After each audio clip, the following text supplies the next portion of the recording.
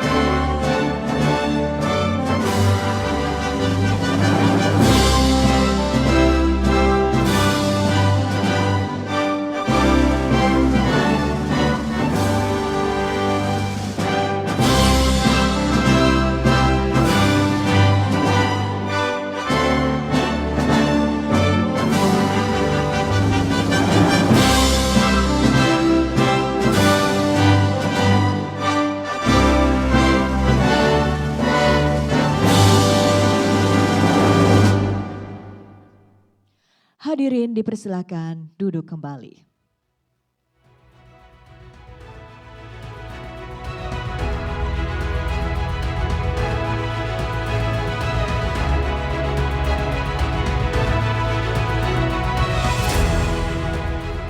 Selamat pagi Bapak Ibu hadirin pemirsa setia CNBC Indonesia. Salam sejahtera, Om Swastiastu, Namo Buddhaya, salam kebajikan.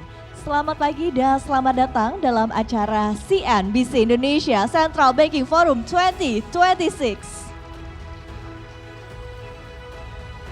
Bapak Ibu, perkenalkan saya Syarifah Rahmah yang akan memandu jalannya acara hari ini. Dan sebelum kita memulai seluruh rangkaian hari ini, izinkan kami mengucapkan selamat pagi dan selamat datang kepada Ibu Destri Damayanti selaku Deputi Gubernur Senior Bank Indonesia. Selamat pagi Ibu. Dan kami juga mengucapkan selamat pagi dan selamat datang kepada Bapak Nur Faisal Ahmad selaku Direktur Strategi Stabilisasi Ekonomi DJSEF Kementerian Keuangan Republik Indonesia. Selamat pagi Bapak. Kami juga mengucapkan selamat pagi dan selamat datang kepada Bapak David Sumual selaku Chief Economist BCA. Kami juga mengucapkan selamat pagi dan selamat datang kepada Bapak Muhammad Faisal, Direktur Core Indonesia.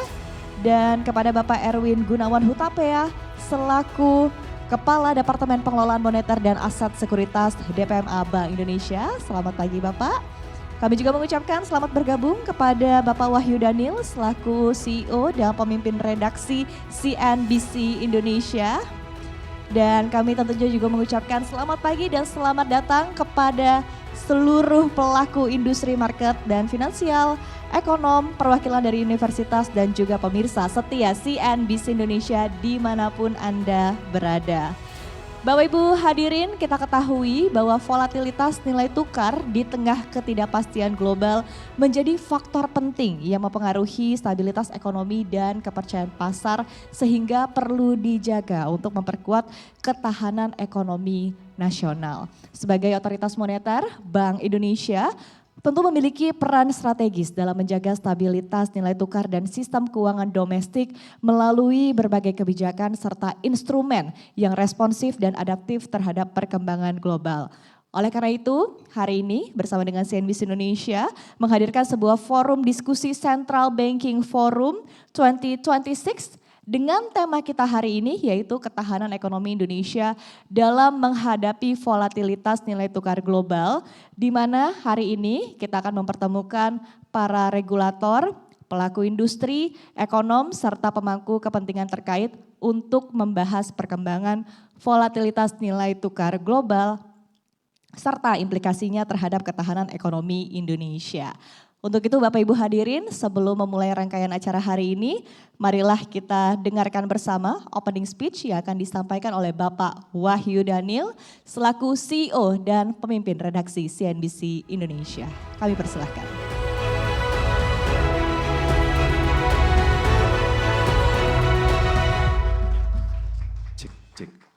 Assalamualaikum warahmatullahi wabarakatuh. Selamat pagi, salam sejahtera bagi kita semua. Yang saya hormati dan banggakan Bu Destri Damayanti, Deputi Gubernur Senior Bank Indonesia. Terima kasih Bu sudah hadir di kesempatan hari ini. Yang saya hormati para pembicara, Bapak David Sumual, Chief Ekonom BCA. Lalu juga Pak Nur Faisal Ahmad, Direktur Sinergi Stabilitas Ekonomi Kementerian Keuangan. Terima kasih Pak sudah hadir Pak. Lalu juga ada Pak Muhammad Faisal, Direktur Eksekutif Center of Reform on Economic Indonesia atau KOR. Makasih Mas Faisal sudah hadir. Dan juga yang saya hormati Pak Erwin Gunawan Hutapea, Kepala Departemen Pengelolaan Moneter dan Aset Sekuritas Bank Indonesia. Dan juga Bapak Ibu sekalian tamu hadirin, terima kasih sudah hadir pagi hari ini. Ini adalah acara, mungkin ini acara pertama di tahun ini antara Bank Indonesia dengan CNBC Indonesia yang tujuannya adalah ingin mengulas, mempertemukan antara regulator, pelaku pasar, ekonom untuk membahas soal kondisi ekonomi terkini yang pastinya ditunggu-tunggu pembahasannya oleh banyak pihak karena kita tahu ketidakpastian ekonomi sekarang sangat tinggi terutama karena perang yang terjadi di Iran antara Iran, Israel dan Amerika. Dalam forum ini kita berharap mendapatkan insight-insight terutama dari Deputi Gubernur Senior apa saja yang akan dilakukan oleh Bank Indonesia dalam menghadapi situasi yang terjadi seperti ini. Kami juga nanti mengundang para tamu hadirin untuk bertanya, menjawab supaya bisa mendapatkan insight-insight dan juga mengetahui apa aja yang akan dilakukan ke depannya. Dalam forum ini kami juga berharap mendapatkan suatu insight-insight yang bagus dan kita berharap ini juga menjadi forum yang reguler yang sering dilakukan nanti antara CNBC dengan Bank Indonesia supaya terjalin komunikasi yang baik dan juga kita bisa mengetahui dan terus terupdate akan kebijakan-kebijakan yang akan dilakukan Bank Indonesia ke depannya dan telah dilakukan Bank Indonesia. Tanpa berpanjang lebar, mari kita simak diskusi dan acara pada pagi hari ini. Terima kasih semua. Assalamualaikum warahmatullahi wabarakatuh. Salam sejahtera bagi kita semua. Terima kasih. Baik, terima kasih. Untuk kita ucapkan kepada CEO dan juga pemimpin redaksi CNBC Indonesia atas opening speech yang telah diberikan. Baik Bapak Ibu hadirin, berikutnya marilah kita simak bersama keynote speech yang akan disampaikan oleh Ibu Destri Damayanti selaku Deputi Gubernur Senior Bank Indonesia. Kepada Ibu Destri kami persilahkan.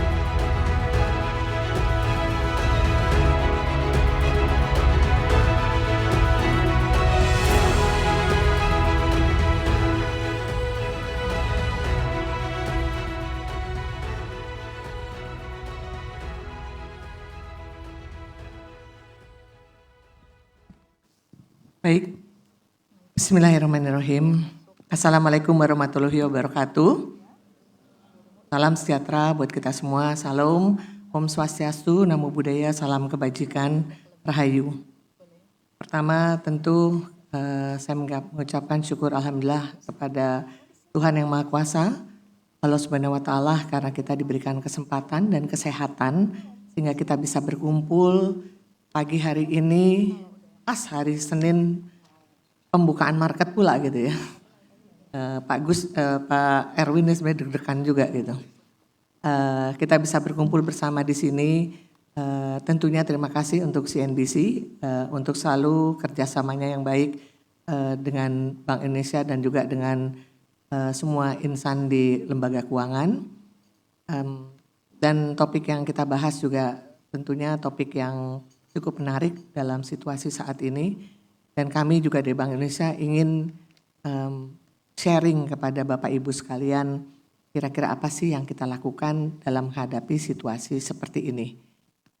Nanti tentunya akan dibahas secara lebih detail oleh tim kami. Di sini ada Pak Erwin Hutapea selaku Kepala Departemen untuk Pengelolaan Operasi Moneter kita.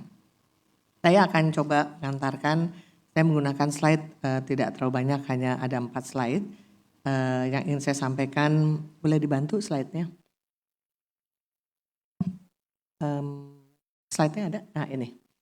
Jadi Bapak Ibu sekalian, ini kurang lebih tadi kan Mas WD sudah menyampaikan, ya Mas Wahyu sudah menyampaikan bahwa ini kita menghadapi situasi yang memang tidak biasa-biasa saja, ya khususnya situasi di regional dan di global kita. Kami melihat dampak dari perang Amerika Serikat, Israel dan Iran itu ternyata memang mempunyai dampak yang multi sektoral, ya, kemudian multi market juga, sehingga kita coba pilah-pilah berdasarkan ada 3 jalur, ya. Kalau di sini kita lihat jalur yang pertama tentunya ada jalur finansial, ya. Poinnya jalur finansial mengetat. Kita lihat direct impact sama indirect impact. Kalau direct impact, Iran dan Israel ini sebenarnya bukan financial hub secara global, ya. Jadi kontribusi mereka dalam financial sector yang nggak terlalu besar. Dan reaksi pasar di Middle East juga relatif terbatas. Tapi indirect impact-nya itu akan sangat besar sekali. Kenapa? Karena ini menyangkut negara yang sangat besar, yaitu Amerika Serikat. Di mana Amerika ini adalah financial hub dan segala sektor keuangan semua bersumbernya di sana.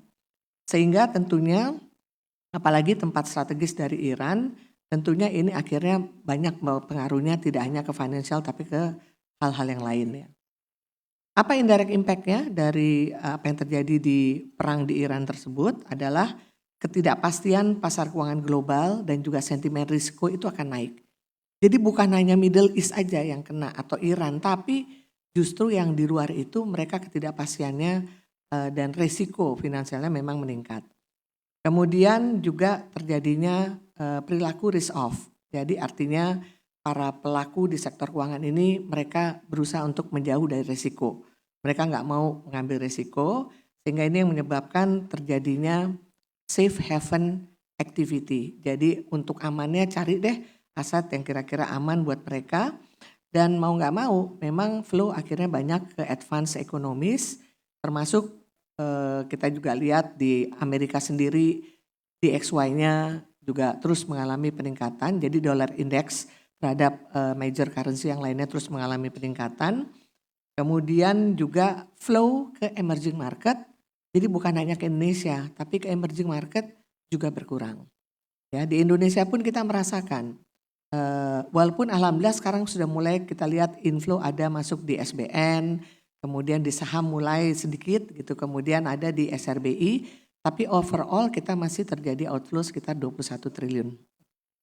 Nah kemudian yang terjadi adalah ekspektasi inflasi, risk premium naik, khususnya terkait dengan fiskal, ya karena adanya kenaikan pada yield di berbagai negara, termasuk di Amerika sendiri, yield dari USD bonds itu sudah naik di level 4,5-4,6%. Nanti detailnya Pak Erwin lah ya. Jadi artinya ini ada risiko yang menyebabkan adanya ketidakpastian global, DXY-nya naik, yield US 10 years-nya juga naik, aliran modal IM turun, tekanan terhadap nilai tukar berbagai mata uang itu juga meningkat. Nah jalur lain ini belum selesai. Jalur lain adalah terkait dengan harga komoditi. Ya di harga komoditi sama, dia ada direct, ada indirect impact. Direct impact-nya minyak, ya udah pasti minyak, ya, karena penghasil utamanya kan Iran tuh minyak, apalagi Selat Hormuznya itu tempat lewatnya kapal-kapal, Bapak Ibu juga pasti sudah paham itu. Sehingga walaupun pangsa produksi minyak Iran hanya 5% terhadap global, tapi gangguan distribusi di Selat Hormuz itu mencapai 20% dari suplai minyak global. Nah sehingga ini menyebabkan gangguan produksi dari Gulf Oil itu, minyak global yang melewati Selat Hormuz, sehingga kembali meningkatkan harga minyak. Jadi harga minyak kemarin ini kan semua tidak kepastiannya tinggi banget ya. Kemarin mungkin 3 hari yang lalu kita menganggap sudah tercapai kesepakatan antara Amerika dengan Iran. Tapi semalam dapat kabar ternyata perundingannya belum ada kesepakatan. Ya, jadi akibatnya semua naik tuh. Tengah malam naik semua. Pagi-pagi tadi kita lihat, waduh kenapa semua naik? Semua naik. DXY-nya naik kencang kembali di atas 100. Kemudian mata uang regional baik itu yang global yang advance economies mengalami pelemahan. Nah, indirect impact-nya, nah ini dampaknya lain. Masalahnya minyak tapi akhirnya komoditi juga ikut naik. Kenapa? Yang pertama emas menjadi safe haven. Ya, emas naiknya tinggi sekali. Kemudian harga komoditas lain, LNG, batubara, aluminium dan seterusnya itu mengalami peningkatan. Ya, batubara naik kenapa? Karena mempersiapkan alternatif untuk energi di beberapa negara. CPO juga naik. Jadi sebenarnya indirect impact-nya ini agak cukup bagus buat Indonesia. Ya, karena Indonesia kan juga menghasilkan batu bara, kita ada CPO, kita juga punya emas yang bisa kita ekspor. Jadi ini dampaknya tuh bisa dua sisi ya, memang harga minyak naik, tapi ada harga komoditi lain yang menjadi ekspor utama Indonesia juga meningkat. Jadi kita perlu balance dalam menganalisa. Nah berikutnya adalah jalur perdagangan. Jalur perdagangan pangsa PDB Iran terhadap PDB global ini relatif kecil, hanya di bawah 1%. Kemudian juga terkait dengan ekspor impor Iran terhadap total perdagangan global juga kecil, di bawah 1%. Tapi karena adanya hambatan di Selat Hormuz itu mengakibatkan disruption pada rantai pasok UAE dan juga Arab Saudi. Yang tentunya menimbulkan indirect impact untuk negara-negara lain seperti disruption untuk supply ke mitra dagang utama Iran yang utamanya adalah Cina, Irak, UAE, Turki dan Indonesia. IND itu Indonesia apa India ya? India. Pak ketukar namanya sama soalnya. Kebijakannya juga suka sama antara India sama Indonesia gitu. Oke. Nah, sehingga ini meningkatkan juga biaya pengapalan dan premi asuransi naik. Jadi logistiknya juga naik ya, sehingga terjadi gangguan terhadap global supply chain. Jadi 3 jalur ini akhirnya kesimpulannya kalau kita lihat adalah yang di bawah, harga komoditas global naik, tadi yang kiri kita udah bahas, harga komoditas global naik, emas naik, minyak naik, nikel indeks harga komoditas ekspor Indonesia juga naik, kemudian produk pertanian juga harganya naik. Yang terakhir yang lagi happening plastik kan ya, Bapak Ibu sekalian ya. Nah itu kan kita ngerasain tuh indirect, padahal kejadiannya di sana di Iran, tapi kenapa jadi harga plastik naik gitu? Karena itu saling ada supply chain-nya gitu ya. Sehingga ujung-ujungnya ada penurunan produksi serta gangguan distribusi. Nah dampak keseluruhan apa? Maka kita lihat di bawah. PDB global akan lebih lambat dibanding tahun 2025. Tapi inflasinya akan lebih tinggi. Ya, jadi ini kondisi kalau ini nanti Pak David yang akan paparan, ini kondisi yang gak terlalu bagus buat ekonomi global ya, namanya stagflasi. Ekonominya stagnan, inflasinya naik gitu. Nah jadi ini yang tentu dampaknya respon kebijakan ini menjadi penting. Ya, beberapa negara melakukan respon kebijakan fiskalnya akan lebih longgar. Pasti akan ke arah sana. Kemudian juga kebijakan moneter yang tadi akan mulai tren ke bawah, mereka akan lebih berhati-hati. Kenapa? Karena masing-masing sekarang berlomba-lomba membuat aset domestiknya itu menjadi menarik gitu. Ya, jadi ini situasi yang dihadapi oleh ekonomi global. Di next slide-nya. Ya kita lihat ini gambarannya aja lah, next slide-nya, boleh next slide-nya. Nah ini global ya, kita tadi udah bahas ya dari tadi itu dengan kata-kata, nah ini dengan data. Ya jadi bisa lengkap Bapak Ibu sekalian bisa melihat, kita next-nya aja. Indonesia gimana? Ya momentum penguatan pertumbuhan ekonomi Indonesia ini yang perlu dijaga. TW1 2026 ini diperkirakan ekonomi kita masih tumbuh di atas 5%-an. Ya nanti mungkin Pak Faisal dari Kementerian Keuangan bisa menjabarkan lebih detail. Kami juga memperkirakan di atas itu Pak 5,2% dan seterusnya. Kita masih bersyukur punya domestic ekonomi yang cukup kuat, ya cukup strong.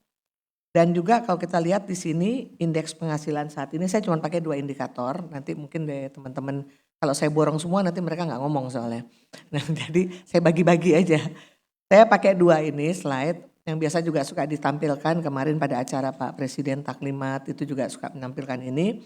Ini adalah indeks penghasilan saat ini dan Bank Indonesia pun secara rutin melakukan survei kepada para pengusaha, korporasi, kemudian consumer gitu ya. Nah ini adalah indeks kalau kita lihat di sini untuk yang di atas 5 juta dan 2-5 juta yang merah tua dengan merah muda di sini kuartal pertama kita perkirakan terus mengalami peningkatan. Ya tapi memang perhatian adalah di kelompok yang di bawah. Ya karena mereka akan langsung merasakan dampaknya. Dan ini yang menyebabkan kenapa pemerintah juga akhirnya fokus kepada bagaimana penguatan daya tahan dari masyarakat yang di bawah. Nah, kemudian kita lihat juga di sini, ya kita lihat di sini adalah output ya PMI. Jadi ini Producer Manufacturing Index. Jadi lebih lihat dari produksi. Di mana ini kita lihat di TW1 juga PMI-nya yang di bawah ini akan meningkat ya. Ini yang tentunya kita akan melihat sebagai future output index-nya naik. PMI-nya juga naik sehingga ini dari sisi produsernya, jadi tadi consumer ini produsernya, trennya tuh sebenarnya atau ekspektasinya sangat masih membaik gitu. Bahwa belakangan ini agak menurun kemarin karena ada Iran itu menyebabkan adanya ketakutan. Tapi sebenarnya mereka momentumnya itu masih bagus. Nah ini yang tentu perlu kita jaga gitu. Bagaimana sinergi kebijakan bukan hanya fiskal dan moneter, tapi kebijakan dengan sektor real. Ini yang sekarang jalan. Dan juga dari Bapak Presiden juga beliau menyampaikan bahwa kita harus punya daya tahan energi. Karena beliau selalu di awal itu, sejak beliau menjadi presiden, beliau selalu menyampaikan ada 3 hal yang membuat suatu negara itu mempunyai daya tahan yang kuat. Yang pertama adalah ketahanan pangan. Ya, sehingga nggak heran kenapa fokus untuk pangan, pembukaan lahan, kemudian kampung nelayan dan sebagainya. Semua itu kaitannya dengan ketahanan pangan. Ya, termasuk program beliau untuk MBG, untuk KDMP dan sebagainya. Nah kemudian yang kedua adalah ketahanan energi. Ya, sehingga tidak heran juga beliau berusaha membangun kilang-kilang baru supaya kita mempunyai daya tahan energi yang kuat. Termasuk sekarang, even di Amerika yang batu bara ditutup sekarang dibuka lagi. Kita punya sumber batu bara yang banyak sekali. Nah ini yang tentu terus bisa kita optimalkan ke depan. Dan yang terakhir tentunya adalah 3 tadi ada daya tahan dari keamanan. Jadi daya tahan pertahanan kita terhadap ya kita pengalaman melihat beberapa negara seperti yang terjadi di Iran dan sebagainya. Ini akhirnya menimbulkan kesadaran bahwa pertahanan keamanan itu menjadi mutlak juga harus kita perkuat. Apalagi Indonesia suatu negara yang besar dengan penduduk yang 285 juta. Jadi tentunya pertahanan keamanan juga menjadi prioritas utama saat ini. Nah itu kurang lebih tadi ini yang dari dari produser dengan consumer. Nah sekarang kita lihat lagi. Kalau ekonom itu selalu ngelihatnya adalah inflasi, growth itu paling enggak udah mutlak harus dilihat. Apalagi yang namanya inflasi. Kalau buat ekonom itu inflasi itu adalah penyakit momok yang harus benar-benar diperhatikan. Karena dia menyebabkan segala macam. Daya beli akan berkurang, daya beli masyarakat berkurang, cost of capital menjadi naik, biaya segala macam biaya ekonomi itu menjadi tinggi. Sehingga ini akan menghambat pertumbuhan ekonomi ke depan. Nah nextnya kita lihat inflasi. Inflasi bagaimana? Jadi memang 2 bulan kemarin inflasi itu kita cari year on year tinggi kan di atas 4%. Tapi itu sebenarnya karena ada pengaruh base effect. Jadi waktu 2 bulan di tahun lalu Januari Februari kan ada subsidi itu ya Pak ya, listrik ya Pak ya dari pemerintah. Nah pemerintah Januari Februari ini subsidi listrik dikurangi apa ditiadakan tapi diganti dengan subsidi yang lainnya. Nah, akibatnya tentu saja komponen harga listriknya kan jadi naik tinggi karena base-nya rendah. Nah, tapi bulan Maret semua mulai kembali ke normal. Ya, jadi kita lihat bulan Maret IHK itu turun jauh dari level yang di bulan Februari 4,76 menjadi 3,48%. Dan kalau kita lihat di sini penurunannya juga di sini kita lihat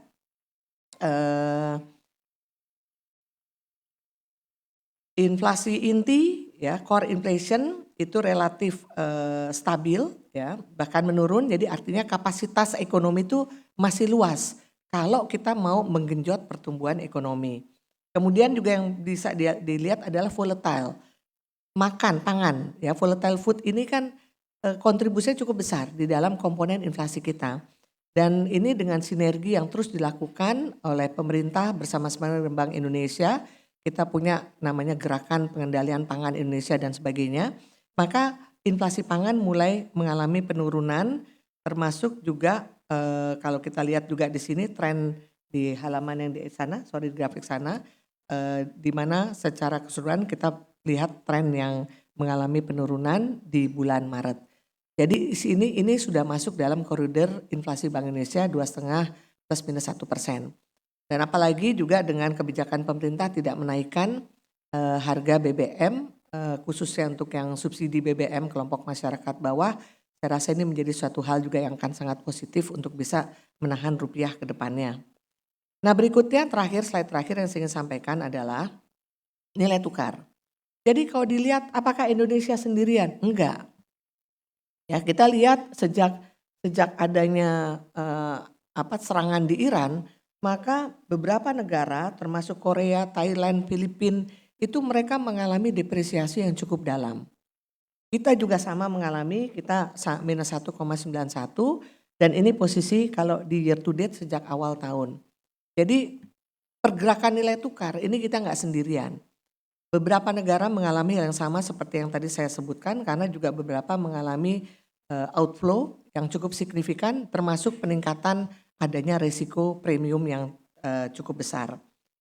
Nah, kemudian apa yang akan dilakukan oleh Bank Indonesia? Yang akan dilakukan Bank Indonesia tentunya kami akan mengoptimalkan semua instrumen operasi moneter yang kami miliki. Jadi yang sekarang ini yang terus dilakukan oleh kami adalah secara terukur, continue ya dan juga timely, kita lihat timingnya. Bank Indonesia akan terus berada di market, kita akan masuk di spot, kita akan masuk di DNDF, domestic non-deliverable forward, dan kita akan masuk juga di NDF. NDF adalah untuk yang di pasar offshore. Dan kita juga akan memperluas basis pelaku nanti yang untuk NDF di luar. Karena kadang kayak hari ini, rupiah masih aman, tiba-tiba NDF kita terbang langsung lari di atas 17.100. Itu NDF, belum ada transaksi real. Jadi kalau kita nggak bisa intervensi di sana, pagi-pagi Pak Erwin itu udah langsung lihat spot kita udah langsung terbang ke sana. Jadi Bank Indonesia sekarang buka 24 jam Bapak Ibu dan Bapak Ibu sekalian. Jadi jam di Singapura buka 1 jam earlier atau di Hong Kong kita udah buka juga. Kemudian nanti kita tutup jam 3 tutup, Eropanya masih jalan. Kemudian teman-teman istirahat sebentar, nanti jam 8 pagi, jam 9 ya di Amerika, di kita kan sekitar jam 8 malam atau 9 malam, Amerikanya buka. Nah jadi kita tetap melek tapi tentunya kita mengoptimalkan keberadaan kantor perwakilan kami yang di luar negeri. Kita ada di London, kita ada di New York. Jadi kita terus mengoptimalkan itu, tapi juga tetap kita menjaga likuiditas di pasar. Salah satu yang menjadi target kami adalah base money itu tidak akan di bawah 10%. Base money sekarang pertumbuhannya sudah di atas 12%. Jadi itu adalah M0. Itu adalah hal yang menunjukkan bahwa bank sentral akan tetap melakukan ekspansi. Tinggal nanti bagaimana di perbankan kredit itu akan jalan. Mungkin nanti teman-teman bisa membahas itu. Tapi itu yang kami akan jalankan. Caranya bagaimana? Kita juga secara koordinasi dengan Kementerian Keuangan kita juga melakukan pembelian surat berharga pada saat dibutuhkan. Dan sebaliknya kita juga bisa melakukan penjualan surat berharga pada saat waktu yang tepat. Jadi kita ingin bersama-sama juga membuat agar produk-produk dari instrumen domestik kita ini menjadi menarik. Sehingga kalau kita lihat dalam 1 minggu terakhir SBN itu sudah terus mengalami inflow dan SRBI juga di beberapa kali lelang inflow asingnya juga masuk cukup banyak. Tapi tentunya itu dibutuhkan kan konsistensi dari kebijakan yang kita lakukan. Dan alhamdulillah kita punya koordinasi yang sangat baik sekali, fiskal, moneter, dan juga dengan sektor real. Ini juga yang terus berapa kali Presiden tuh ngundang Menteri Keuangan ada, pasti Gubernur Bank Indonesia ada, Menko juga ada, ya dalam rangka untuk terus mencari solusi-solusi bagaimana kita agar tetap menjaga momentum pertumbuhan domestik ini secara tepat. Kemudian juga di Bank Indonesia beberapa kebijakan juga yang cukup signifikan ya, adalah bagaimana kita memperkuat tata kelola dari transaksi falas itu di domestik. Baik yang sifatnya transfer maupun untuk pembelian dolar di domestik. Jadi kalau sebelumnya kita membuka, nggak ada underlyingnya. Mau transfer 100.000, underlyingnya dokumen simple sekali. Mau beli dolar, underlyingnya juga nggak ada. Tapi kita lihat di beberapa negara juga mereka melakukan hal yang sama, bahwa untuk transaksi sekarang ini di atas 50.000, jadi kalau sebelumnya 100.000, sekarang ini kami sudah mengeluarkan aturan transaksi di atas 50.000 itu bisa dilakukan tapi ada underlyingnya yang jelas. Misalnya Bapak Ibu butuh untuk anak sekolah misalnya, harus ada underlyingnya apa. Atau misalnya untuk kebutuhan membeli apa gitu kan, produk surat berharga atau apa, itu ada underlyingnya. Jadi kami berusaha untuk meningkatkan governance-nya, sehingga kami bisa pertanggungjawabkan juga nanti pada pemerintah bahwa ini loh memang ada terjadi keluar tapi memang ada kebutuhan gitu. Ya itu yang kita terus lakukan, termasuk pendalaman pasar keuangan. Jadi sebenarnya transaksi spot kita, total falas kita itu sekarang sudah sekitar 9 miliar sampai 10 miliar per hari. Dari kalau kita lihat periode 5 tahun yang lalu itu di bawah 5 miliar. Spotnya pun juga makin banyak. Cuman dalam kondisi seperti ini memang semua wait and see, jadi yang dibutuhkan adalah confidence. Confidence di Bapak Ibu sekalian dan juga tentunya dari kami regulator, kami akan terus mengawal. Kita nggak mungkin lah lepasin begitu aja. Kita akan terus bersama-sama mengawal karena kondisi ekonomi kita, karena ini adalah keuangan ini adalah yang langsung terekspos soalnya. Ya, sehingga kenapa dari Bank Indonesia kita akan terus all out untuk menjaga stabilitas ya. Jadi volatility dari nilai tukar juga terus akan kita perhatikan. Dan terakhir yang kami lakukan adalah kita akan terus memperkuat transaksi berdasarkan local currency transaction. Jadi itu transaksi bilateral Indonesia dengan negara lainnya, di mana transaksi itu tidak harus selalu dengan dolar. Bisa dengan mata uang negara yang bersangkutan, seperti Cina, Jepang, Korea, kemudian dengan Malaysia, Thailand dan seterusnya. Dan Bapak Ibu sekalian, transaksi kita dengan Cina, dengan Jepang aja berdua itu sudah per bulan itu sudah mencapai sekitar 3 miliar sampai 3,5 miliar per bulan. Nah kalau itu bisa berlangsung dengan LCT, local currency transaction, dan bisa terus kita perluas, tentunya kan tekanan terhadap rupiah US dollarnya kan atau US dollar rupiahnya kan bisa kita kurangi. Dan ini terus kita naikkan sehingga akhir 2025 kemarin transaksi LCT itu mencapai 25,7 miliar US dollar. Dan itu kenaikan 2 kali lipat dibanding tahun 2024. Dan upaya ini akan terus kita lakukan bersama, ya tentunya bukan hanya dengan Bank Indonesia, tapi kita juga tentu akan bekerja sama dengan kementerian dan lembaga terkait lainnya. Nah jadi ke depan ini yang akan terus kami lakukan, jadi mohon mari kita sama-sama kita memperkuat dan menjaga terus momentum pertumbuhan yang memang sudah bagus sekali di dalam ekonomi kita. Karena kita punya ekonomi domestik yang sangat besar sekali.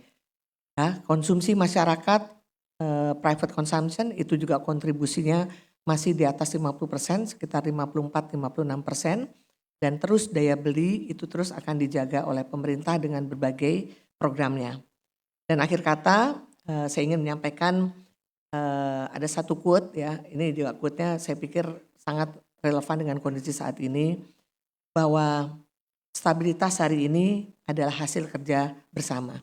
Bukan hanya kerjanya BI, bukan hanya kerjanya Kementerian Keuangan, bukan hanya kerjanya pemerintah, bukan hanya kerjaannya industri, Bapak Ibu sekalian, ini adalah hasil kerja kita bersama menjaga stabilitas. Dan masa depan yang kuat tentu adalah pilihan yang kita bangun bersama. Jadi mari kita bersama-sama ya membangun negara kita tercinta, menjaga stabilitas juga untuk pasar keuangan kita, karena kita hidup di sini, kita makan dari sini, kita membesarkan anak di sini. Jadi kalau negara kita nggak bisa kita jaga, siapa yang akan jaga? Kita sebagai warga negara Indonesia mempunyai kewajiban untuk menjaga ibu kita ini, Ibu Pertiwi. Jadi demikian yang saya bisa sampaikan. Terima kasih, mohon maaf agak lama ya Mas Wede ya. Tapi ini mengeluarkan unek-unek, mudah-mudahan bermanfaat buat Bapak Ibu sekalian. Demikian, wassalamualaikum warahmatullahi wabarakatuh. Waalaikumsalam, terima kasih Bu Destri atas keynote speech-nya. Ibu kami mohon untuk tetap berada di atas panggung dan berikutnya kami akan mengundang para narasumber dan juga CEO dari CNBC Indonesia, Bapak Nur Faisal Ahmad, Bapak David Sumual, Bapak Muhammad Faisal dan juga Bapak Erwin Gunawan Hutapea selaku panelis kita hari ini untuk dapat berfoto bersama dengan Ibu Destri Damayanti dan tentunya juga bersama CEO dan pemimpin redaksi CNBC Indonesia. Sekali lagi kami ucapkan terima kasih untuk Ibu Destri tadi atas keynote speech-nya. Sudah siap untuk berfoto, saya akan bantu pandu 3, 2, 1. Baik, satu kali lagi. 3, 2, 1. Terima kasih. Satu kali lagi dengan gaya semangat ya. Tadi sesuai dengan pesan yang disampaikan oleh Ibu Destri di akhir keynote-nya. Kita harus bersama-sama tentunya. Terima kasih, boleh dengan gaya lain nih ya. Baik. Oke, terima kasih sekali lagi atas keynote speech-nya Ibu Destri Damayanti selaku Deputi Gubernur Senior Bank Indonesia. Tadi ada begitu banyak poin dan juga pesan yang sudah disampaikan tentunya dan nanti kita akan bahas dalam sesi diskusi. Sekali lagi kami ucapkan terima kasih atas kehadirannya Ibu Destri.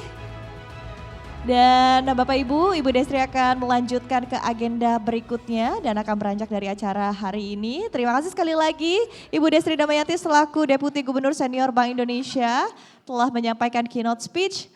Dan tadi sekaligus membuka ya pandangan dan juga apa yang akan kita bahas lebih detail dan juga lebih rinci dalam sesi diskusi kita nanti.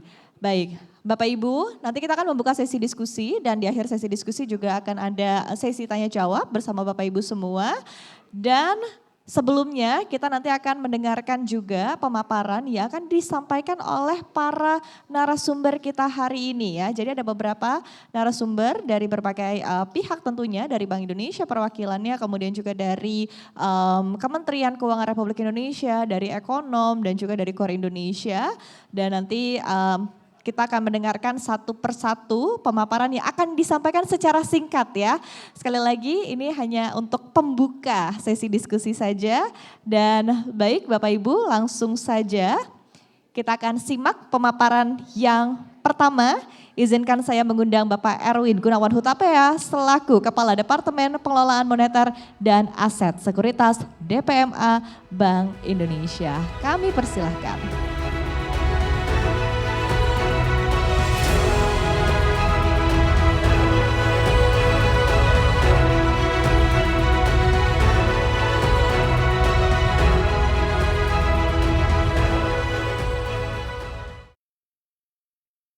Assalamualaikum warahmatullahi wabarakatuh. Selamat pagi, salam sehat, salam sejahtera untuk kita semua. Sebelum mulai izin satu pantun Bapak Ibu. Dari Berastagi ke Tanjung Merawa. Selamat pagi Bapak Ibu semua.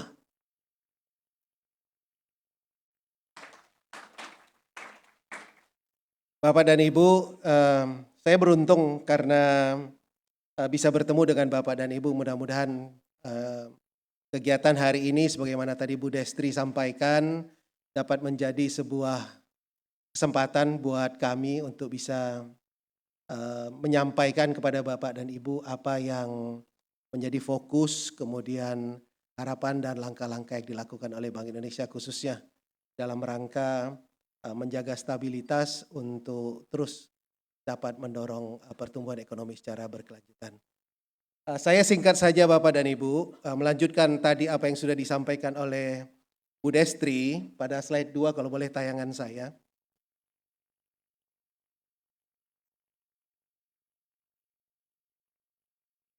Ya, kalau tadi Bu Destri menyampaikan banyak hal yang sifatnya levelnya strategis, saya coba turun ke level yang sifatnya lebih taktikal. Ya, mungkin Bapak dan Ibu tertarik mengenai bagaimana kami on day-to-day basis itu melakukan pengendalian dan menjaga stabilitas. Bapak dan Ibu setidaknya dalam konteks kekinian merespon volatilitas yang ada di pasar, utamanya yang merambat dari ketidakpastian geopolitik di Timur Tengah khususnya di Iran. Apa yang kami lakukan? Yang pertama tentu Bank Indonesia dalam konteks respon, kami terus melanjutkan upaya-upaya yang dilakukan oleh Bank Indonesia untuk menjaga stabilitas nilai tukar. Jadi intinya yang kami lakukan adalah kami mencoba mendorong agar mekanisme pasar itu terus berjalan secara efektif. Kemudian dalam konteks volatilitasnya meningkat di luar toleransi kita, kami tentu akan memberikan guidance kepada pasar agar supply dan demand itu dapat bertemu pada titik keseimbangan sehingga semua pelaku ekonomi, baik itu yang membutuhkan dolar untuk kebutuhan kegiatan ekonominya, ini perlu saya garis bawahi, untuk memenuhi kegiatan ekonominya, bukan untuk tujuan spekulasi tentunya, itu kebutuhannya bisa terpenuhi. Dan tentu para eksportir yang juga ingin mengkonversi valuta asing yang dimiliki, karena memang ada kebutuhan likuiditas rupiah, dapat melakukan penjualan falasnya di domestic market. Jadi itu intinya langkah yang kami lakukan, tentu ada yang sifatnya operasional, kami terus melanjutkan intervensi yang kami lakukan, baik itu secara global melalui NDF, maupun di domestik melalui spot dan juga di NDF. Kami juga terus melakukan komunikasi dengan seluruh pemangku kepentingan, pelaku pasar, agar kita sama-sama bahu-membahu sebagaimana tadi Bu Destri sampaikan untuk mengedepankan bagaimana langkah-langkah untuk menjaga stabilitas. Kami terus memonitor around the globe dan around the clock terkait dengan pergerakan NDF. Bu Destri tadi sudah sampaikan, NDF memang di luar sana ditransaksikan tidak hanya mata uang rupiah, tetapi juga mata uang lain, ya. Jadi pairing terhadap USD itu tidak hanya IDR, tapi semua currency, dan yang menjadi concern kita tentu pairing USD IDR. Karena begitu pasar domestik buka, pelaku di domestik pasti akan melihat bagaimana pergerakan NDF, closing di New York market, sampai dengan pembukaan di kita. Karena sebelum kita itu sudah ada Australia yang buka, ada Hong Kong, dan kemudian ada Singapura. Jika kami juga seandainya pergerakan NDF itu bergerak di luar toleransi kewajaran kita, kami juga akan merespon agar pembukaan di domestic market bisa sejalan dengan apa yang kita maksud dengan pergerakan nilai tukar sesuai dengan nilai fundamental.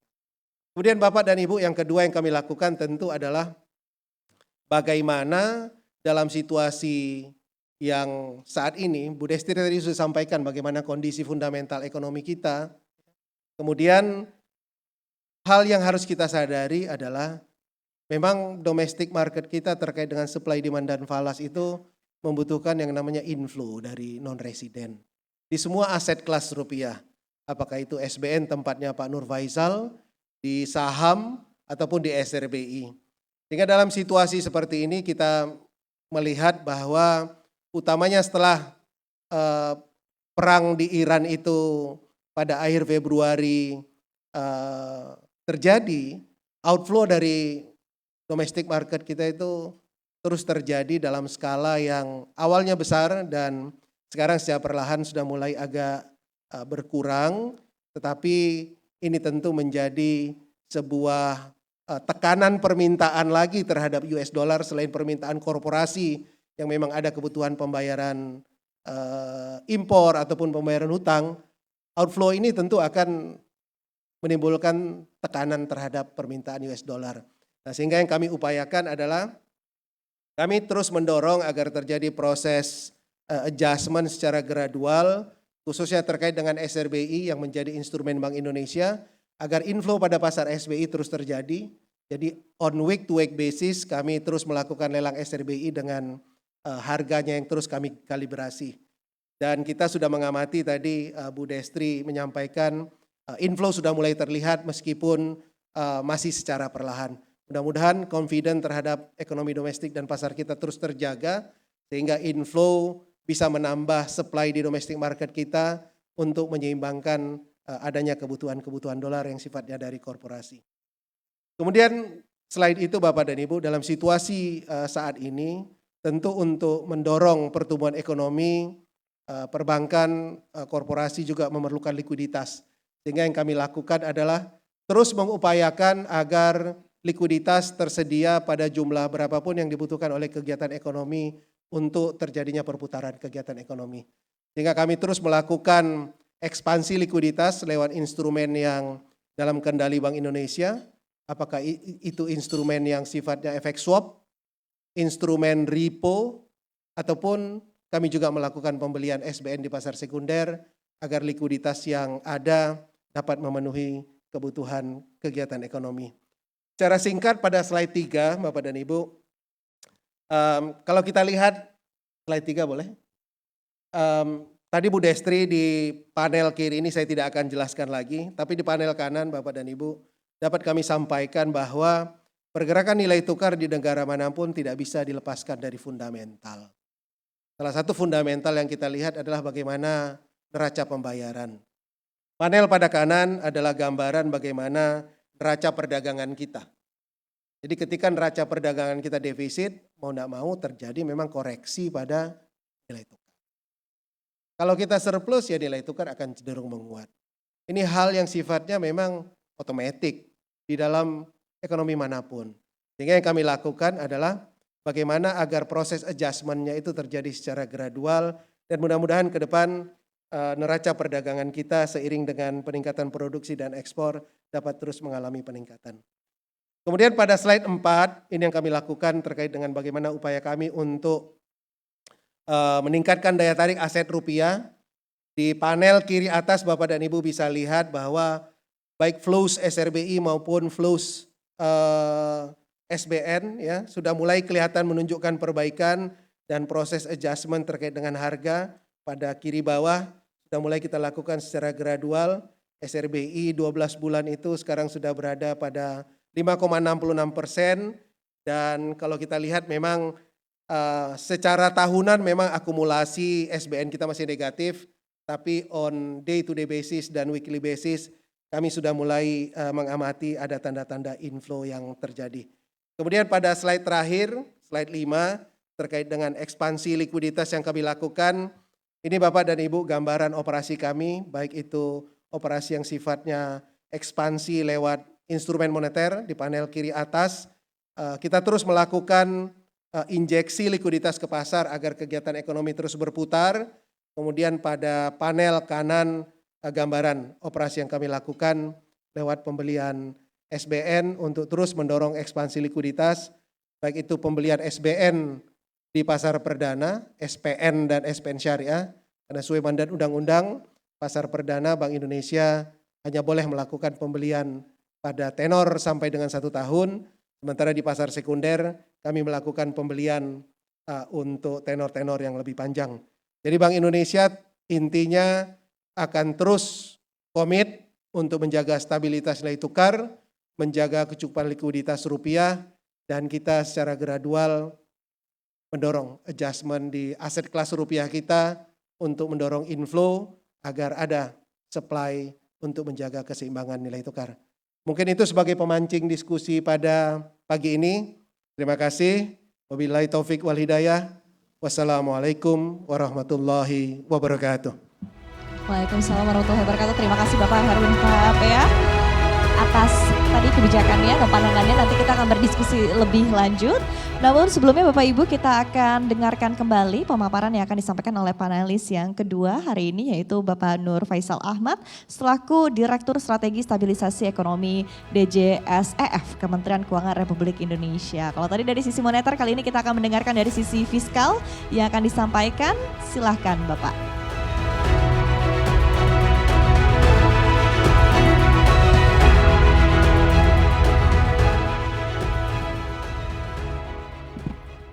Bismillahirrahmanirrahim. Assalamualaikum warahmatullahi wabarakatuh. Selamat pagi, salam sejahtera semua. Salam Swastiastu, Namo Buddhaya, salam kebajikan, salam sehat semuanya. Melanjutkan Bapak Ibu sekalian, kami dari Keuangan mungkin dengan view assessment dan juga bagaimana merespon kondisi terkini. Tadi beberapa hal disampaikan oleh Bu Destri, Pak Erwin, kami lanjutkan. Jadi kalau dari sisi lanjut ya ke paparan. Memang ekonomi global masih menghadapi ketidakpastian yang tinggi. Sepakat bahwa di konflik Timur Tengah ini pasti akan berdampak bukan hanya ke harga minyak dan global trade, tapi juga merambat pada sentimen pasar keuangan, nilai tukar dan arus modal internasional. Tapi tadi juga membawahi yang disampaikan Pak Erwin, ini dengan tekanan global, fundamental ekonomi Indonesia ya pada saat ini masih memberikan optimisme bagi kami. Jadi dampak akan terbatas. Kalau lihat dari data, manufaktur masih ekspansif, surplus perdagangan juga berlangsung sudah cukup lama, inflasi terkendali, cadangan devisa juga memadai, dan pertumbuhan kredit yang masih kuat. Menekankan bahwa mesin pertumbuhan domestik masih bekerja dengan baik. Kemudian di pasar keuangan memang sepakat tadi terjadi sentimen risk off global yang memicu capital outflow. Namun demikian asesmen kami menunjukkan tekanan terhadap Indonesia masih relatif moderat, disampaikan tadi Bu Desi ya. Dibandingkan peers, depresiasi rupiah masih lebih terkendali. Dan kalau kita yield spread SBN juga masih rendah. Jadi persepsi resiko dan trust terhadap Indonesia masih kami anggap baik dari pandangan investor.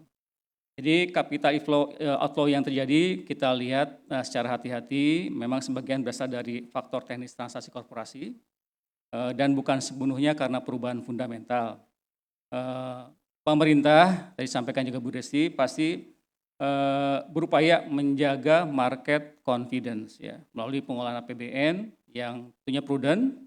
Kemudian memastikan likuiditas juga memadai kerjasama dengan BI, menjaga kredibilitas pembiayaan, dan tentunya komunikasi pembiayaan agar pasar melihat bahwa respon pemerintah itu tetap antisipatif dan terukur. Gitu ya. Antisipatif dan terukur. Jadi kalau dari penerbitan, pemerintah pasti akan melihat dari timing dan volume, juga dikomunikasikan dengan BI, manajemen supply, demand terus akan kami sinkronisasi. Kalau lihat dari sisi inflasi, tadi sampaikan juga Bu Desti sepakat ya, jadi kisarannya terjaga di 3,48%, kalau base efeknya dikeluarkan memang di sekitar 2,5%, menunjukkan bahwa harga domestik masih dapat terkendali.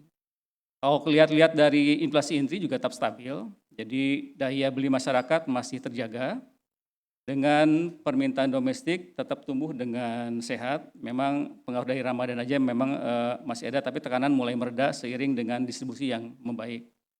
Tapi memang ke depan kenaikan harga energi global akibat tensi konflik yang disampaikan menjadi risiko yang harus kita cermati bersama. Namun sejauh ini transmisi ke inflasi domestik masih dapat diredam karena respon kebijakan pemerintah dan stabilisasi harga energi tetap dilakukan dengan cermat dan perhatikan sustainabilitas dari fiskal sendiri. Kalau kita lihat dari kinerja di Q1, ini sampaikan tadi Bu Desi juga sampaikan, kinerja sangat positif, belanja masyarakat tumbuh, pertama dari consumer goods, pendidikan, mobilitas ya. Ini menandakan konsumsi domestik masih tetap menjadi penopang utama pertumbuhan ya. Jadi menekankan kualitas sama dengan Bu Desi, konsumsi domestik tetap menjadi penopang utama pertumbuhan. Indikator permintaan juga masih kuat, Jadi ada penjualan retail, konsumsi semen ya, industri otomotif juga masih bagus. Hal ini mengindikasikan ekonomi domestik masih memiliki bantalan yang cukup baik dalam menghadapi tekanan eksternal, walaupun memang resiko global harus kita kelola dengan hati-hati. Lanjut, memang untuk pastilah sepakat dengan tadi sampaikan Bu Desti, Pak Erwin, koordinasi fiskal moneter yang sudah ada pasti akan kita jaga semakin pada kondisi sekarang ini.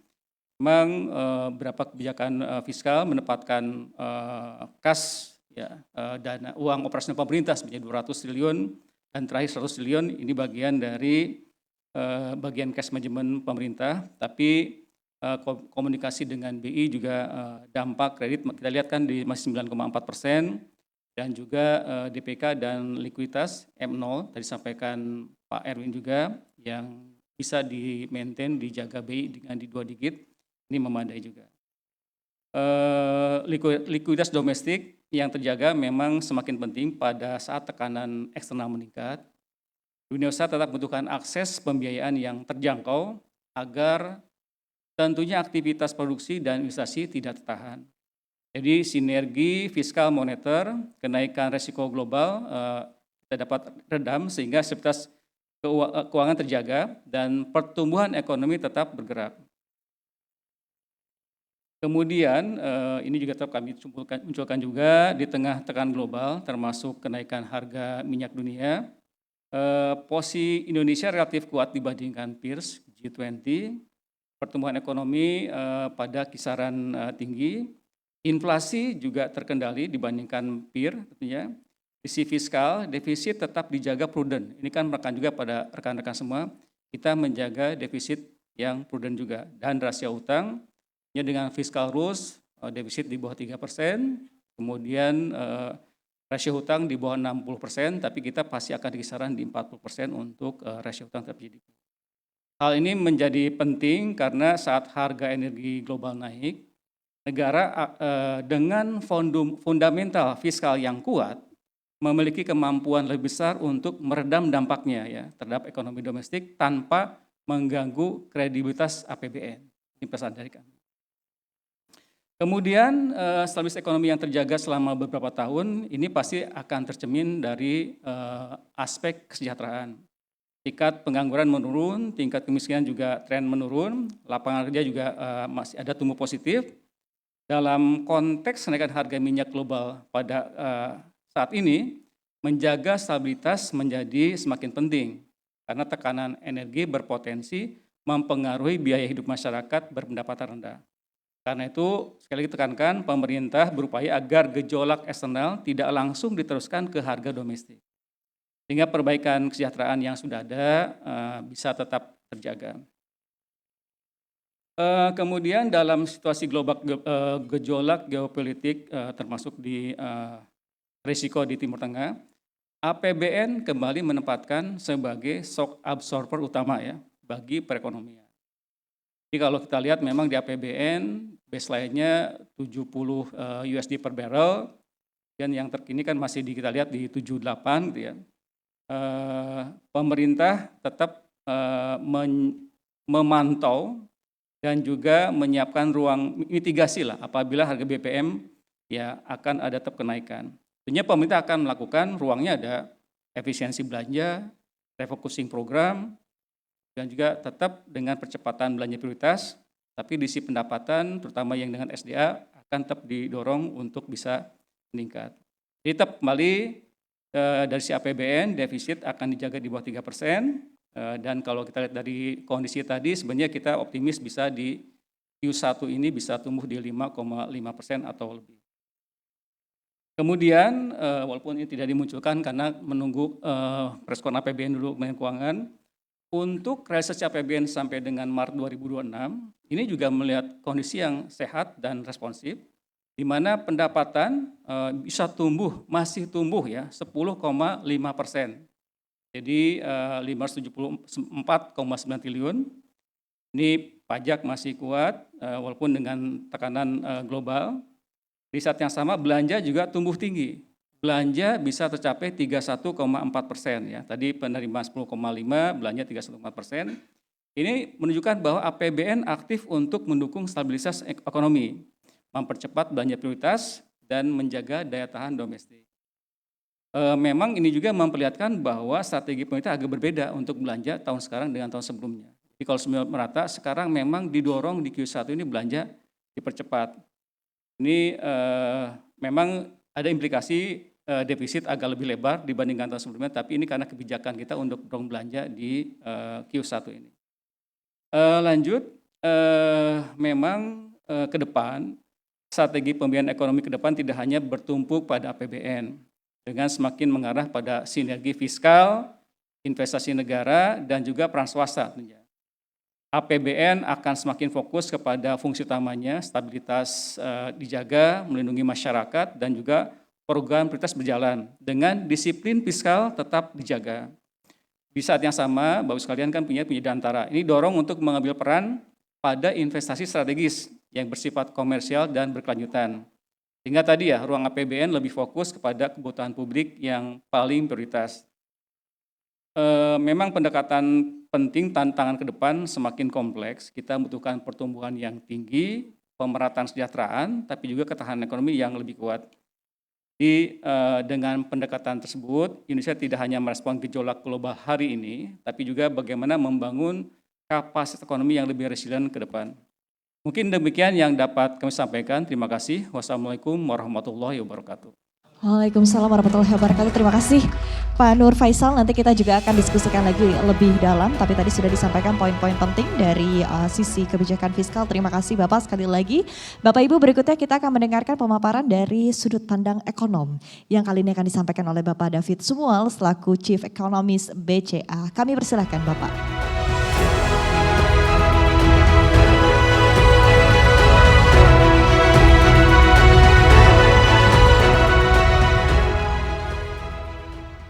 Baik, terima kasih atas perkenalannya. Assalamualaikum warahmatullahi wabarakatuh. Salam sejahtera buat kita semua.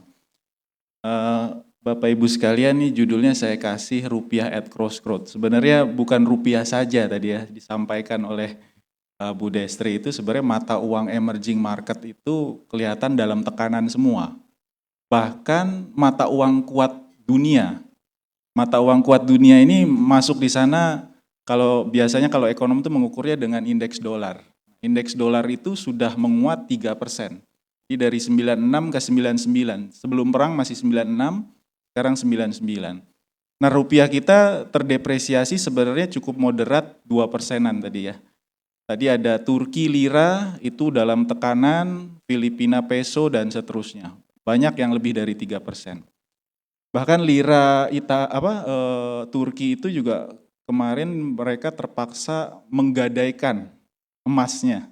Jadi dia gadaikan dulu untuk dapat likuiditas, untuk kemudian dia intervensi dananya itu untuk menjaga mata uangnya.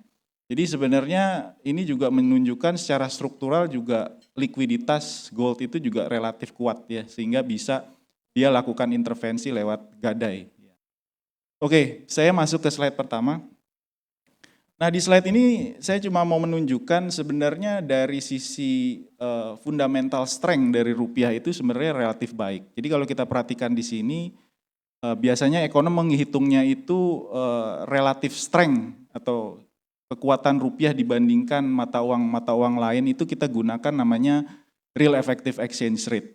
Nah real effective exchange rate kita tuh kecenderungannya membaik ya, makin ke bawah itu sebenarnya makin baik. Artinya sebenarnya untuk kita melakukan import semakin mahal sebenarnya ya. Ya, sedangkan ekspor itu sebenarnya sebenarnya ini menjadi potensi untuk mendorong ekspor juga kalau kita lihat dari angka ini. Dan kenapa kita menguat real effective exchange rate-nya? Karena memang dalam 70 bulan berturut-turut sebenarnya kita mengalami trade surplus. Itu sejak Mei 2022, sejak perang Ukraina-Rusia sampai sekarang kita mengalami penguatan trade surplus kita. Di samping itu juga inflasi kita juga sebenarnya under control. Jadi inflasi kita itu salah satu juga yang terendah ya, walaupun terakhir tadi karena ada faktor base effect, dan juga ya pengaruh musiman juga sempat melonjak di Februari ke 4,6 walaupun di Maret sudah balik lagi ke 3,5%. Yang menjadi persoalan memang likuiditas jangka pendek. Jadi biasanya kita mengukurnya itu liquidity dari foreign asset ini kita pakai salah satu indikator di sini. Di dalamnya itu ada kepemilikan asing di SRBI, lalu di SBN, di saham, lalu juga di obligasi ya, termasuk juga utang jangka pendek. Di kebutuhan utang jangka pendek artinya yang kurang dari setahun. Nah ini memang kita lihat ada peningkatan di sini ya. Jadi walaupun tadi dari sisi relatif strength, rupiah itu sebenarnya layak menguat, tapi ada persoalan-persoalan jangka pendek mungkin yang dilihat oleh investor terutama portofolio. Karena memang yang menjadi catatan di sini, inflection pergerakan rupiah itu memang dominan kalau saya perhatikan selama saya menjadi ekonom itu memang relatif lebih digerakkan oleh investor portofolio. Oke, di next slide. Nah, terakhir juga kita lihat memang kebutuhan dari sisi likuiditas itu juga kecenderungan meningkat. Kita menghitungnya dari net bank balance ya. Nah, net bank balance-nya kalau kita tambahkan juga dengan net bank balance ini sudah memperhitungkan kepemilikan di SBN, tapi kita masukkan juga di situ SRBI. Nah, itu juga kita lihat panahnya agak ke bawah. Jadi artinya memang dalam negeri ini kita coba expand juga. Dan itu butuh likuiditas tentunya. Dan dari sisi yield memang juga kalau kita sudah perhitungkan dengan inflasi, itu juga kita lihat agak menyempit terakhir-terakhir ini gapnya. Ya, jadi kalau kita lihat SBN kita dikurang inflasi dibandingkan dengan SBN Amerika atau US Treasury sering kita sebut yang 10 tahun terhadap inflasinya kita lihat gapnya. Nah gapnya itu juga kecenderungannya menurun. Nah ini salah satu yang mungkin dilihat juga oleh investor, terutama investor portofolio yang di pasar modal. Oke, di next slide. Saya sedikit cepat karena ini 10 menit Pak Wahyu ya. Nah dari sisi depresiasi tadi kita lihat memang banyak negara yang terdepresiasi. Yang kita lihat di sini yang sumbu X-nya ini melihat apakah dia terapresiasi atau terdepresiasi. Yang sumbu Y ini melihat volatilitasnya. Biasanya ekonom menghitungnya dari standar deviasi atau variance. Ya. Nah kalau kita perhatikan di sini memang rupiah itu sebenarnya salah satu negara yang secara volatilitas itu sebenarnya cukup rendah. Ya. Memang kita agak sedikit terdepresiasi terutama karena tekanan-tekanan terakhir ini, tapi kalau dari sisi volatilitas sebenarnya kita berada di sumbu kanan bawah tadi ya, kanan bawah. Nah ini sebenarnya kalau saya ngobrol-ngobrol dengan banyak pengusaha ya, itu sebenarnya utamanya buat mereka itu bukan level atau threshold tertentu dari rupiah. Tapi yang dilihat oleh mereka itu volatilitasnya. Kalau terlalu volatile tadi seperti ada satu negara, apa tadi, South Africa 4%, 5% menguat atau melemah, itu buat mereka malah menurunkan confidence mereka untuk mengambil keputusan bisnis. Misalnya dia mau ekspor, dia mau import, itu jadi ragu. Nanti setelah saya import, tahu-tahu menguat 5%. Setelah dia ekspor, taunya sebaliknya dan seterusnya. Ini malah mengganggu confidence. Ya. Tapi kalau kita lihat, catatan kita terakhir memang 10-15 tahun terakhir, kita lihat volatilitasnya ini cukup baik. Tadi saya dengar dari Bu Desri sampai ronda tadi ya, menjaga volatilitas dari rupiah. Karena rupiah kita juga diperdagangkan di pasar NDF ya, di luar negeri juga. Oke, di next slide. Nah, tadi saya hanya mengeko aja apa yang disampaikan oleh Pak Nur dan juga Bu Destri, Pak Erwin tadi ya. Sebenarnya momentum pertumbuhan kita ini sangat baik Bapak Ibu ya. Jadi kalau kita lihat sejak kuartal 4 sampai kuartal 1 ini, itu momentumnya sangat baik. Kita dalam posisi yang upswing sekarang. Jadi kalau kita ambil di sini mungkin yang paling up to date tuh data dari big data kami. Dari BCA kita mengembangkan big data. Itu tumbuhnya kurang lebih sama dengan kuartal 4. Ya.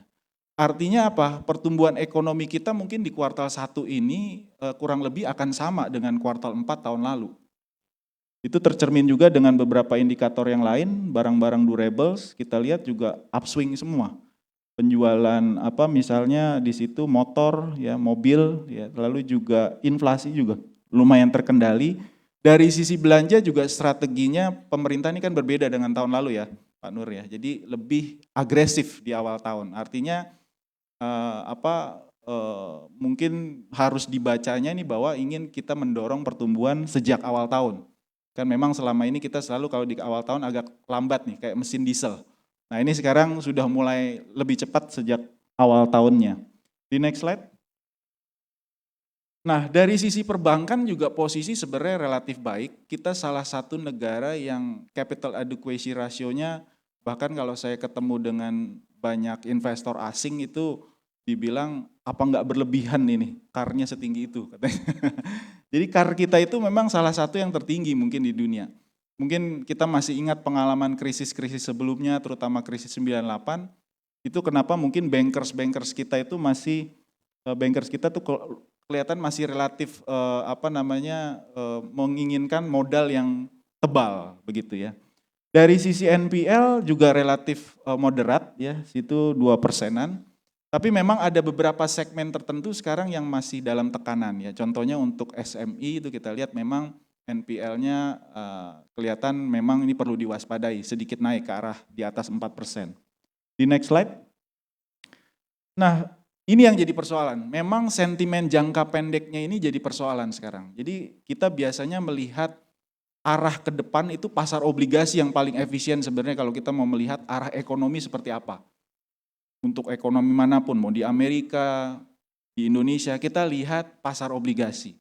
Karena pasar obligasi ini kan semua pemain ada di situ ya, dan kita lihat memang ada indikasi kekhawatiran jangka pendek, tercermin dari kurva dari yield curve kita itu bear flattening ya. Jadi bear flattening itu artinya suku bunga jangka pendeknya sedikit meningkat ya dibandingkan yang jangka panjang ya. Dan ini biasanya ada indikasi pelemahan ekonomi dari indikator-indikator awal. Kalau tadi disebut indikator-indikator seperti PMI, indeks manufaktur, penjualan mobil, lalu juga belanja itu kan sifatnya lebih ke koinsiden ya. Tapi kalau yang namanya leading, salah satu memang yang dilihat ekonomi ini yield curve. Namun kalau kita lihat dampak dari perang dan juga kemungkinan kenaikan BBM dan lain-lain ya, itu sebenarnya buat kinerja bank itu relatif ambigu. Artinya belum tentu akan turun, belum tentu juga akan naik gitu kinerjanya. Ini kita ambil dari ROA-nya. Ini kita lihat dari beberapa peristiwa sebelumnya ya. Perang Rusia-Ukraina, lalu juga Arab Spring dan seterusnya. Jadi sebenarnya tidak bisa dipastikan juga bahwa kalau ada peristiwa ini akan pengaruh ke kinerja bank. Ya tergantung juga dari antisipasi kita juga. Di next slide. Nah ini contoh misalnya di harga komoditas. Sampai saat ini memang yang naik kencang sekali itu harga gas sama harga minyak. Walaupun kemarin sempat turun, pagi ini saya yakin akan naik lagi kemarin karena gencatan senjatanya kelihatannya nih perundingannya agak mengecewakan hasilnya ya. Nah harga minyaknya dan gas sudah naik lebih dari 70-80%, tapi batu bara, CPO ya, lalu juga produk pertanian andalan seperti coklat ya, kopi itu belum naik kencang. Ya, jadi naiknya masih sekitar 20-40% misalnya untuk batu bara tergantung kalori berapa. CPO juga sama, sekitar 20%-an, jauh lebih tinggi produk yang kita import seperti minyak. Tapi kalau kita lihat waktu perang Rusia-Ukraina itu kita dapat windfall. Jadi PNBP kita Pak Nur ya waktu itu naik kencang sekali karena memang terpengaruh oleh kenaikan komoditas non minyak waktu itu. Nah kita melihat, nah ini kalau misalnya perangnya agak berlarut-larut mungkin bisa saja mempengaruhi harga produk-produk yang kita ekspor juga pada akhirnya.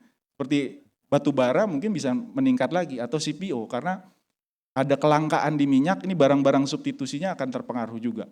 Tapi tentunya untuk produk-produk yang lain ya kita harus waspadai juga karena contohnya untuk fertilizer 30% fertilizer itu datangnya juga dari negara-negara teluk.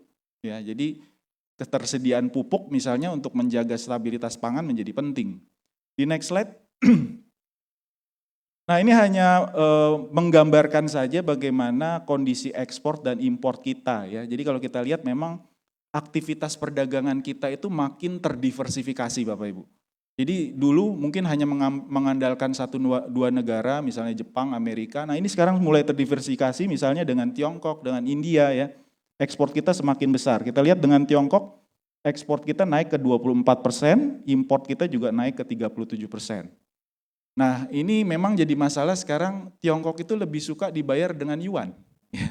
Jadi kebutuhan yuan itu juga jadi penting di dalam negeri. Jadi kalau misalnya kita ekspor ke sana, kita mintanya dibayar, kita minta kebanyakan pengusaha kita dibayar dengan dolar. Tapi ketika kita import, mereka minta dibayar dengan yuan. Jadi ini likuiditas yuan mungkin bisa terpengaruh kalau jangka panjang terjadi seperti ini terus. Itu kenapa saya senang dari Kementerian Keuangan kemarin sudah mengeluarkan beberapa inisiatif termasuk juga bonds ya, Panda Bonds ya. Panda ya, Dimsum ya, Dimsum Bonds. Dimsum Bonds ini yang keluar dari Hong Kong ini, lewat Hong Kong. Kalau Panda mainland ya, Panda Bonds. Jadi ini juga menambah likuiditas yuan. Di next slide.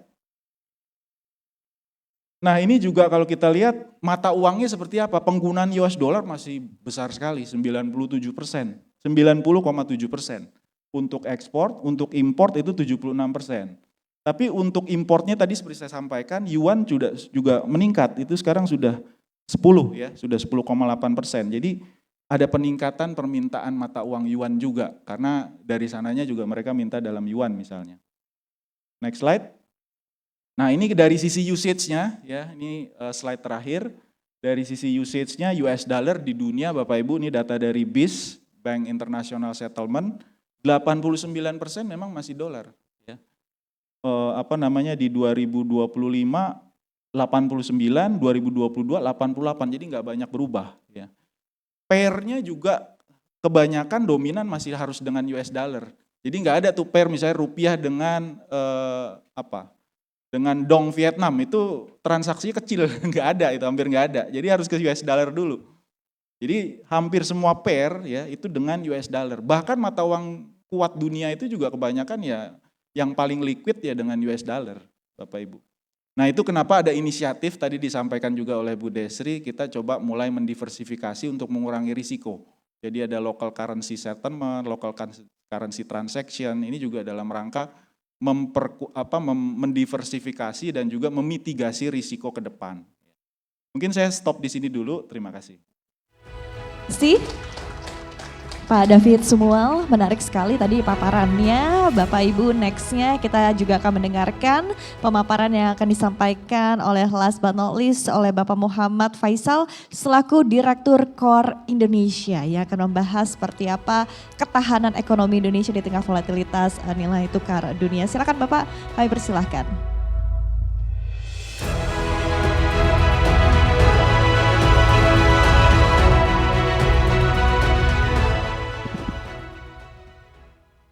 Selamat pagi menjelang siang Bapak Ibu sekalian. Assalamualaikum warahmatullahi wabarakatuh.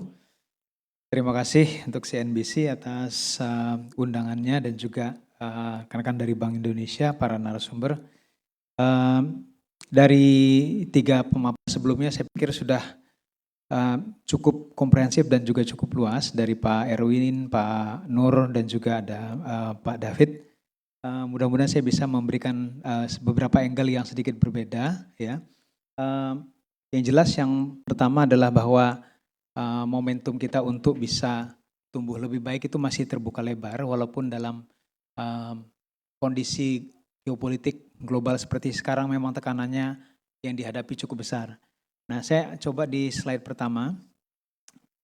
Saya ingin sampaikan ini sebetulnya kalau dari sisi harga komoditas tadi sudah banyak disampaikan untuk harga minyak. Memang kita perlu bersiap-siap bahwa ke depan sejalan dengan tidak tercapainya gencatan senjata kemarin. Kita perlu bersiap-siap untuk menghadapi kondisi yang memang tekanannya masih akan kita rasakan ke depan. Nah tapi kalau kita melihat bagaimana ketergantungan kita terhadap minyak dari negara-negara di Gulf countries, sebetulnya kita jauh lebih baik dibandingkan banyak peer yang lain. Jadi Malaysia dan Filipina misalnya. Filipina bergantung 95% dari negara-negara teluk, Malaysia hampir 70%. Nah Indonesia itu sebetulnya kurang lebih di 20%. Karena kita banyak juga mengimpor dari negara-negara Afrika. Nah, sehingga dalam konteks ini sebetulnya dari sisi ketahanan energi dalam konteks minyak, nah ini kita sebetulnya masih jauh lebih baik dibandingkan dengan negara-negara tetangga kita. Filipina dengan kondisi seperti itu wajar kalau kemudian dengan segera mengumumkan WFH dalam tingkat magnitude yang lebih besar daripada kita, ya, karena memang ketergantungan sangat tinggi. Yang kedua ini juga adalah bagian penting untuk mempercepat transisi energi tentu saja. Jadi walaupun dari sisi minyak suplai minyak kita itu sebetulnya tidak lebih baik dibandingkan dengan negara-negara tetangga kita, tapi tetap transisi energi harus lebih banyak kita dorong. Nah ini di harga batubara tadi disampaikan juga oleh Pak David, jadi di samping kenaikan harga minyak kita sebagai net importir minyak mengalami dampak buruknya sebagaimana juga banyak negara-negara yang lain, tapi banyak juga di windfall yang kita terima dengan adanya kondisi seperti ini dan salah satunya adalah di komoditas batubara. Baik, saya coba hubungkan ini dengan di next slide-nya adalah pada salah satu yang cukup krusial itu ke depan, yaitu adalah kaitannya dengan harga komoditas. Tadi disrupsi daripada rantai pasok ini mempengaruhi rerouting banyak dari traffic ya dan rantai pasok dunia, dan termasuk diantaranya juga meningkatkan harga pupuk ya, sehingga kalau kita melihat di next slide-nya itu beberapa komoditas pangan yang kita banyak, nah ini yang kita banyak mengimpor, ini adalah diantaranya saya ambil dua saja, gula dan kedelai. Nah ini bahkan sebelum perang itu sebetulnya harganya sudah mulai meningkat, dan setelah ini baru data terakhir sampai dengan bulan Januari, setelah bulan Januari ini memang ada potensi mengalami peningkatan yang lebih tinggi lagi. Nah disinilah saya pikir dalam mencoba untuk meredam dampak kenaikan inflasi di pangan, salah satunya adalah memang menjaga nilai stabilitas nilai tukar yang menjadi sangat penting. Nah, sehingga kalau kita melihat ke slide berikutnya, ya ini tadi juga sudah banyak disampaikan bahwa memang kita berada di antara negara-negara yang mengalami depresiasi nilai tukar. Nah, tapi kalau kita melihat di sini dari volatilitas masih relatif lebih rendah. Sempat mencapai 17.000, tapi kemudian bisa diredam, dan salah satunya kita melihat di sini punya cadangan devisa yang masih relatif cukup dan 6 bulan impor untuk bisa melakukan stabilisasi nilai tukar rupiah. Kalau kita melihat memang dampak daripada stabilisasi memang menurunkan cadangan devisa kita, tapi secara nilai sebetulnya masih relatif cukup untuk kita Bank Indonesia melakukan intervensi. Dan satu hal lagi yang juga cukup diapresiasi adalah bahwa dengan di stabilitas nilai tukar yang terjadi selama ini, nah ini tanpa dengan menaikkan tingkat suku bunga BI rate ya. Jadi tingkat BI rate masih dipertahankan. Jadi artinya ini adalah salah satu hal positif ya dalam kita memandang bagaimana stabilitas nilai tukar ke depan. Baik, berikutnya. Nah ini tadi yang sebetulnya juga sudah mulai dari Bu Desri sudah sampaikan juga bahwa inflasi yang menjadi momok besar pada saat sekarang di banyak negara. Dan tapi bagi Indonesia sendiri kita bisa melihat di sini bahwa sampai dengan bulan terakhir di bulan Maret ini bahkan nilai inflasi bulanan di 0,41 itu malah lebih rendah dibandingkan dengan bulan Februarinya. Dan secara year on year itu tidak sampai 3,5%. Dan selain karena nilai tukar rupiah yang masih relatif stabil, juga adalah peran daripada kebijakan pemerintah untuk mempertahankan harga BBM domestik. Nah jadi peran daripada kebijakan ini sangat besar sekali menurut saya untuk mempertahankan atau menjaga tingkat inflasi, karena berdasarkan historis kita lihat ke belakang, kalau harga BBM bersubsidi ini mengalami kenaikan, ini dampaknya cukup besar baik secara langsung maupun juga secara tidak langsung dampaknya terhadap harga pangan. Dan terakhir kita rasakan itu misalnya kalau tidak salah di tahun 2022 ya. Nah jadi ini satu tren yang baik dari sisi inflasi. Nah berikutnya, nah ini yang yang pernah kami lakukan untuk simulasi ya, karena tentu saja ketika kita berbicara masalah stabilitas makro, salah satu yang dilihat itu adalah yang menjadi sorotan itu adalah bagaimana tata kelola fiskal. Nah, dari simulasi kami bahwa kalau harga minyak mencapai 80 US dollar per barrel atau lebih dengan nilai tukar rupiah di kisaran 16.800 sampai 17.000, maka tambahan daripada subsidi energi yang diperlukan untuk mempertahankan harga BBM bersubsidi itu tetap tidak meningkat, maka akan ada tambahan kurang lebih daripada 100 triliun. Nah, jadi artinya itu kalau dipersentasekan terhadap PDB, maka sebetulnya kalau kita lihat yang saya kasih panah itu adalah sudah tembus 3%. Nah, sehingga tata kelola fiskal dalam konteks ini menjadi tantangan yang sangat besar dan tentu saja ini yang harus dihindari untuk sampai 3% ini. Terakhir kemudian di next slide-nya, dalam diskusi di Hambalang yang kebetulan kemarin saya juga diundang, saya sampaikan kepada Pak Presiden bahwa pertama memang kami mengapresiasi kebijakan untuk mempertahankan defisit APBN tidak lebih dari 3%. Karena kita bisa melihat bagaimana dampaknya jika defisit itu melebar lebih dari 3%, sorotan terhadap tata kelola fiskal itu menjadi lebih kencang tentunya dan mengembalikan confidence itu tidak mudah dalam kondisi seperti itu. Nah, sehingga pada momen itu Presiden mengkonfirmasi lagi bahwa memang tidak akan tembus 3%. Gitu. Jadi diusahakan semaksimal mungkin di bawah itu. Nah, tapi memang dalam kondisi seperti sekarang ini yang menjaga di bawah 3% itu tentu saja ada ongkosnya, ada langkah-langkah strategis yang harus diambil dan kemarin disampaikan bahwa yang paling utama itu memang adalah efisiensi. Nah, hanya saja next di berikutnya yang saya sampaikan kemarin juga adalah bahwa untuk melakukan efisiensi juga perlu ada peninjauan kembali ya, supaya dampak buruk dari efisiensi atau hal-hal negatif yang kita rasakan pada tahun lalu ketika tahun lalu juga kita melakukan efisiensi APBN yang dilakukan dari awal tahun, ini ada dampak yang cukup besar terhadap sektor real termasuk pada daerah-daerah. Dan saya ambil contoh misalnya di industri pariwisata yang menghadapi kondisi yang kurang mengenakan dalam satu semester pertama pada tahun yang lalu. Nah, oleh karena itu efisiensi memang dibutuhkan, tapi di bauran kebijakan yang lain termasuk refocusing, realokasi daripada anggaran-anggaran dari yang kurang urgent kepada yang lebih tanggap darurat menjadi penting. Tadi disampaikan juga oleh Pak Nur, refocusing juga dilakukan dan sehingga kalau kita melihat sekarang terutama saya perhatikan setelah pertemuan di Hambalang di next slide-nya sudah mulai juga mempertimbangkan adanya realokasi dan juga refocusing, evaluasi lah terhadap program, bahkan pada program-program prioritas atau flagship daripada Presiden sendiri ya, termasuk diantaranya MBG.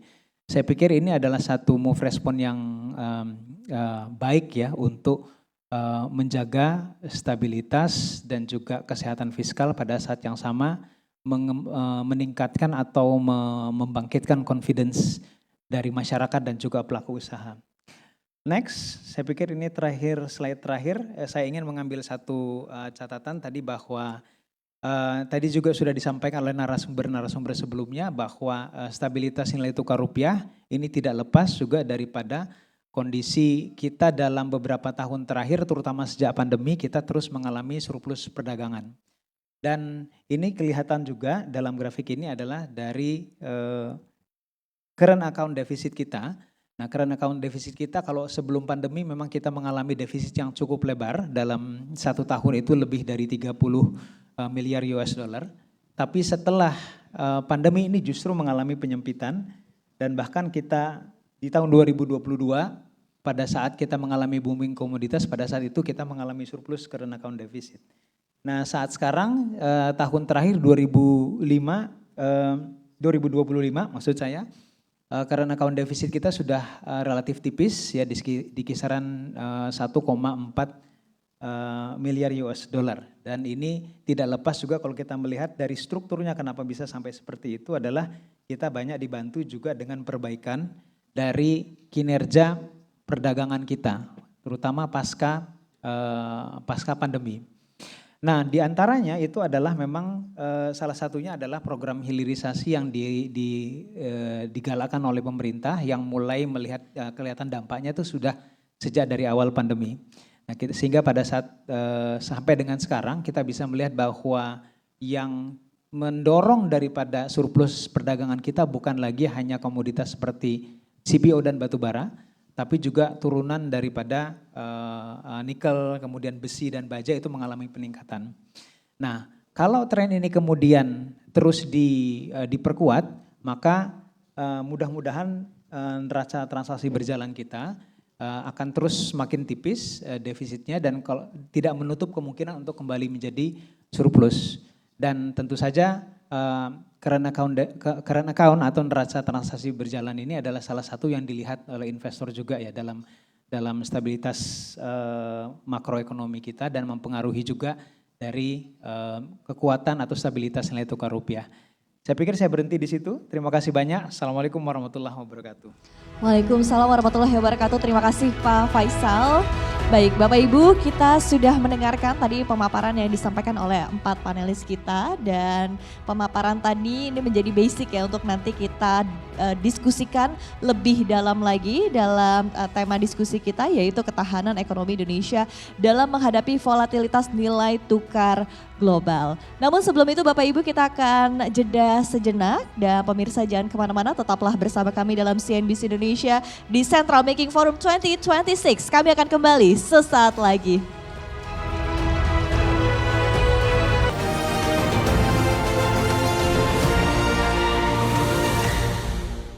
Indonesia has expanded its cross-border QR payment connectivity across the region, from Thailand, Malaysia, Singapore to Japan.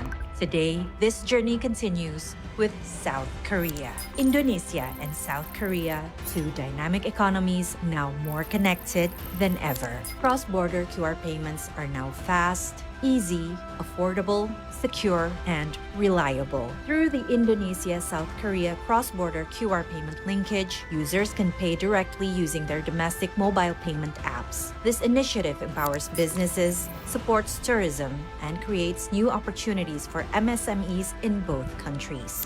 It strengthens financial resilience and promotes trade and investment, supported by local currency transactions and seamless cross-border payments, driving real economic growth. Today's historic event reflects our shared vision of an integrated, efficient, and inclusive payment ecosystem as a strong backbone of seamless digital economic connectivity between Indonesia and South Korea. Looking ahead, we aim to deepen further this cooperation by expanding participation, enhancing interoperability, and improving user experience. Together, we are not only connecting payments, but also connecting people, business, and opportunity across borders. Indonesia tidak hanya ingin menjadi user atau pemakai, tetapi juga co-creator bersama dengan rekan-rekan bank sentral di regional dalam ekosistem pembayaran global yang lebih inklusif dan lebih merata. Momentum ini juga menjadi pengingat bahwa kolaborasi adalah kunci dalam menghadapi tantangan dan memanfaatkan peluang di era digital. Alone, we are limited. But together we are limitless. Mewakili Kedutaan Besar Republik Korea di Indonesia, saya mengucapkan selamat atas peluncuran cross-border QR payment linkage antara Korea dan Indonesia. Masyarakat kedua negara kini dapat menikmati layanan pembayaran yang lebih mudah, nyaman, dan aman. Kamsahamnida. Transaksinya berhasil. Cepat, mudah, murah, aman, dan handal. Together, we are building a more connected, inclusive, and resilient digital payment ecosystem. Indonesia and South Korea, now connected through cross-border QR payment linkage.